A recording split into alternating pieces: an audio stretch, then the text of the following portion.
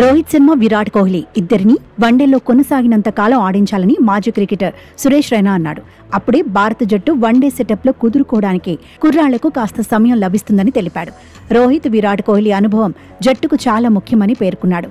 జూనియర్లతో కలిసి సీనియర్లు తమ అనుభవాలను పంచుకోవాల్సిన అవసరం ఉందన్నాడు.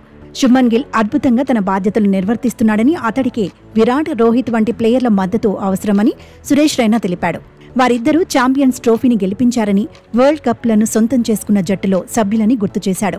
విరాట్ ఇటీవలే ఐపీఎల్ టైటిల్ను దక్కించుకున్నాడని, అందుకే ఇలాంటి క్రికెటర్లు డ్రెస్సింగ్ రూమ్లో కొత్త కుర్రాళ్లతో కలిసి ఉండాలని రైనా అభిప్రాయపడ్డాడు.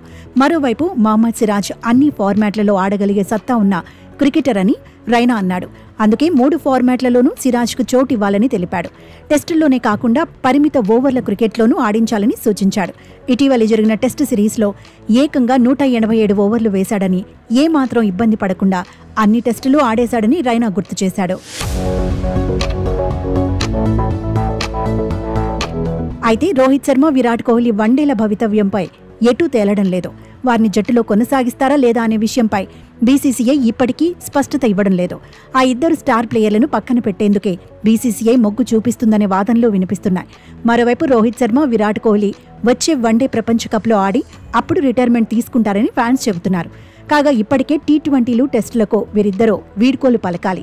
ఈ క్రమంలోనే వారిద్దరూ వన్డేల్లో కొనసాగినంత కాలం ఆడించాలని మాజీ క్రికెటర్ సురేష్ రైనా అన్నాడు.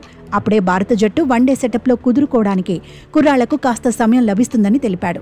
రోహిత్, విరాట్ కోహ్లీ అనుభవం జట్టుకు చాలా ముఖ్యమని, జూనియర్లతో కలిసి సీనియర్లు తమ అనుభవాలను పంచుకోవాల్సిన అవసరం ఉందని సురేష్ రైనా తెలిపాడు.